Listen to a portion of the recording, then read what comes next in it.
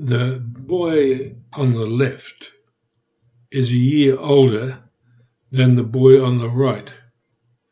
The left one is stunted.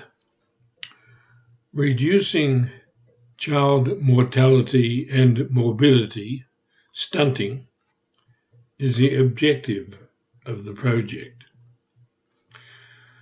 Stunted growth caused by undernutrition and disease in the first 1,000 days from conception to 2 years old undermines the lifetime physical and mental health of more than 50% of Timorese people and over 20% of people worldwide.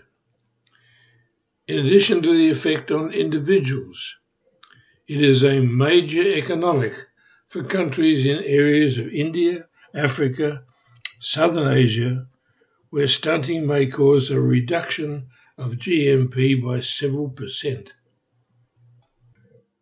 In those countries with high morbidity rates, reducing morbidity will achieve substantial benefits. Economic benefits from increased productivity and reduced health costs, as well as the personal benefits of improved physical and mental health for millions of people. Actions that are needed to reduce morbidity are well documented as a result of success and failure in many academic trials. These studies indicate clearly that the costs for successful projects will be only a small fraction of the economic benefits. The same actions will automatically reduce child mortality and improve lifetime enjoyment. Despite the good intentions of government in Timor Leste, as in other countries with major stunting, reduction of the stunting rate is very slow, even though each of the necessary actions are relatively simple.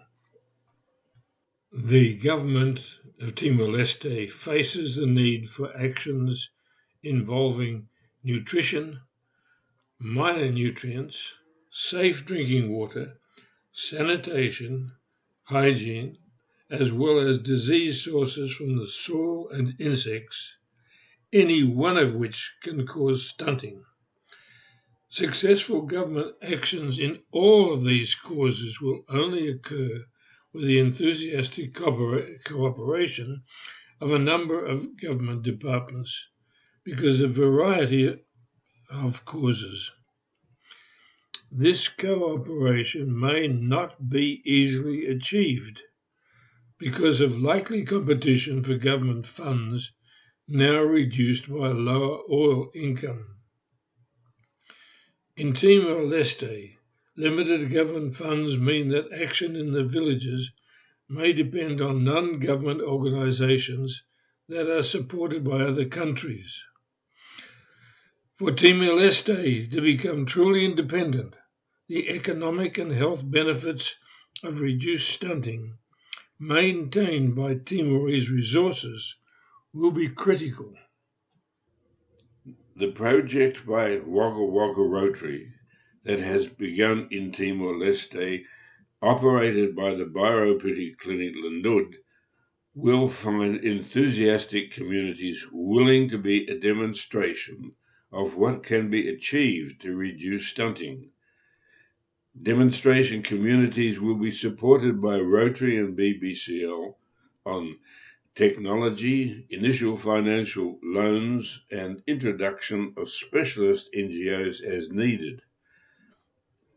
Expansion of the project is expected because other communities will then seek the resources needed. Actions within the scope of village projects are well explained in the book Where There Is No Doctor, a Village Healthcare Handbook by David Werner with Carol Thuman and Jane Maxwell, available in Tatum and Portuguese as well as English. This is not a charitable project. Finance is provided as loans that will provide resources to reduce stunting and improve health and productivity of communities. Improved productivity is expected at some time to support repayment of loans. We will benefit as better lifestyle in a neighbour reduces motivation for terrorist activity. The project should not be used to maintain people in an area which will never provide them with a satisfactory life.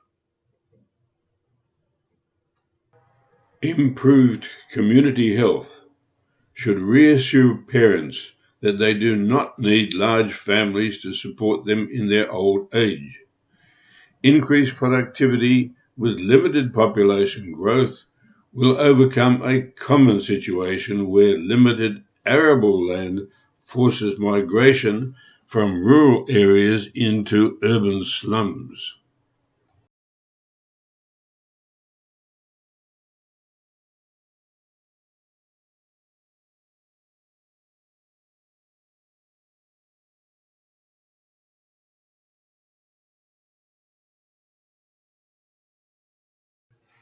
Rural and slum community operations. Detailed how-to for new activities will be described by Rotary using image-based videos, effective for a wide variety of local languages and a high rate of illiteracy. The project is intended to support existing health services and to maximize what can be achieved by communities with their own knowledge and resources. Women are primarily responsible for childcare in the critical period that determines lifetime stunted growth. That is the first 1,000 days from conception to age of 2 years.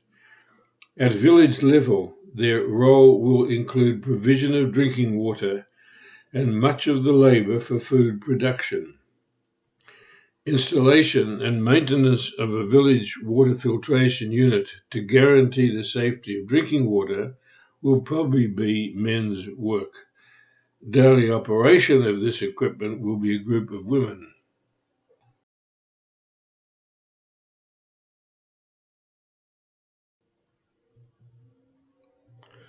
Women's child care and drinking water group. I will suggest the functions of this group of women and children. However, local practice and customs will dictate how it is supervised, how it cooperates with local schools and other health services, and how money is obtained from community members to ensure an ongoing operation. The water group will educate women in the community about infant mortality and morbidity, will operate the water treatment unit and ensure water quality by attention to clarity with periodic testing by the H2S strip test or feasible alternative. They will monitor water quantity available, cleaning the filter using the built-in cleaning system and with assistance of maintenance persons if further chemical cleaning is needed. Priority for water supply will be given to pregnant women and infants under 2 years. They will monitor the cleanliness of water storage containers used in households and, where appropriate, purchase and sell oral rehydration salts to reduce dehydration effects of diarrhea, purchase or produce soap, purchase and distribute micronutrients and chemicals such as zinc needed in the village. Background on Biopretty Clinic, Lanud. Some pictures were shown earlier. Quoting from Facebook, Biopretty Clinic about Biopretty Clinic or Biopretty Clinic Lanud is a private, not-for-profit organisation located in the capital city of Dili and was established in 1999. Our goal is to provide free healthcare services to the people of Timor Leste. End of quote. The clinic was commenced and operated by the recently deceased American Dr. Dan Murphy. Timor-Leste Ministry of Health is a major supporter, as are other organisations and many private donors. The clinic services several hundred patients as well as providing hospital beds. Its services are extended into villages in nearby parts of Timor-Leste through their own staff and vehicles, as well as in cooperation with other health organisations. More information is available on their website. Although delayed by the current pandemic and aftermath of extensive flooding in Dili and other areas, BPCL will continue implementation of the projects described. They will establish the first demonstration village in their own operation, which will educate and motivate through the thousands of patients and visitors who attend the clinic annually.